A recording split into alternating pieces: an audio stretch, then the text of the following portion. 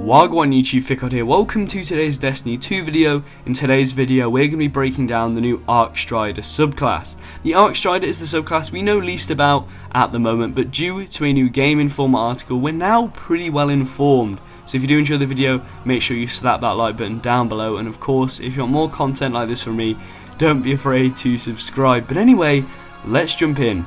I'm going to have this Game Informer article linked down below because there's a lot of information, and in this video I'm only going to paraphrase. The most notable thing said early on describes how it feels to use the Arcstrider. It says, even in my first moments of playing with the Arcstrider, the tone of the class is clear.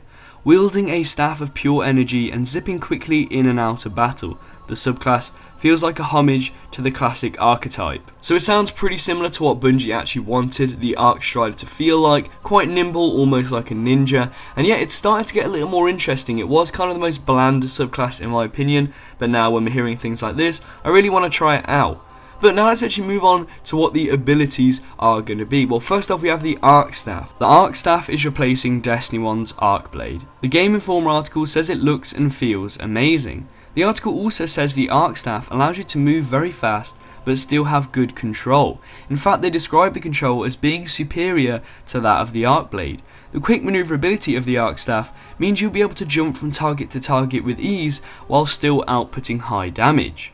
So it looks like the Arcstrider is going to be really good for clearing adds, and therefore it'll be very useful in PvE, something the Arcblade wasn't throughout Destiny 1. It's good to see the Hunters will now be effective in PvE and PvP, a really big improvement there. Now let's talk about the grenade and jump options. So they are essentially the same. We have the skip grenades, flux grenades and arc bolt grenades, the same as what we have in the Blade Dancer class in Destiny 1, and then with jumps we have high jump, strafe jump and triple jump, again exactly the same. It's pretty disappointing that we got nothing new there, but I guess we don't know how the grenades are going to perform. They might just have the same names and might be completely different, but my bet is they're probably the same. But something that is very interesting is the fact Blink is absent. Blink was pretty much the selling point of Blade Dancer in Destiny 1, but now it seems to be totally removed, so that's quite odd. Maybe that's down to balancing, but I guess we'll have to see. Now we're going to talk about the new class abilities. If you don't know what these are, they are new abilities that are bound to the circle button on PlayStation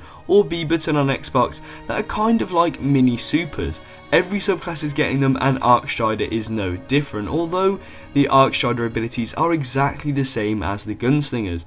We have Marksman's Dodge, which reloads your weapon equipped when dodging, and Gambler's Dodge, which generates melee energy when you dodge near enemies. So again, quite disappointing there that we got nothing really unique or anything really new, but I suppose there is only so many abilities Bungie can create, but nonetheless kind of disappointing.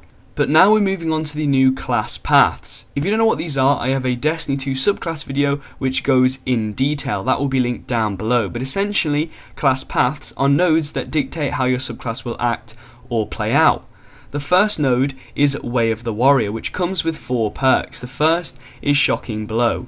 Your fist emits lightning on a strike. Then we have Combat Flow. Your dodge ability recharges whenever you get a melee kill. Then we have Deadly Reach. After dodging, your melee attack lunge range is increased, and then finally we have Lethal Current. After dodging, your Arc Staff attack hits twice as hard. So this set of perks are clearly designed for more close quarter melee play, and sound pretty good. Shocking Blow kind of sounds like Destiny 1's Shock Fist from the Striker Titan that will basically let you hit harder. The second is Way of the Wind, which again comes with 4 perks. The first is Disorientated Blow. Melee attack disorientates the target, the ability is refreshed if the target is killed. The next is Lightning Reflexes. Take less damage when dodging while using Arc Staff. Then we have Focus Breathing. Sprinting reduces the cooldown of your dodge and max sprint speed is increased. And finally we have Battle Meditation. When critically wounded, your melee and grenade recharge much faster. So this path is clearly tailored around dodging and quick movement, and I think it's probably my favourite so far. So overall this has made me more excited to use the Arcstrider, although I am kind of disappointed with its lack of originality. But what I really want to know is, what do you guys think about the Arcstrider? Tell me in the comment section down below. I love to hear your thoughts and I love to hear your feedback. We'll most likely be seeing some gameplay of the Arcstrider as it is playable at E3 today, so I'll probably make my mind upon it then. but hopefully we'll get to wield the Arc Staff in the upcoming beta.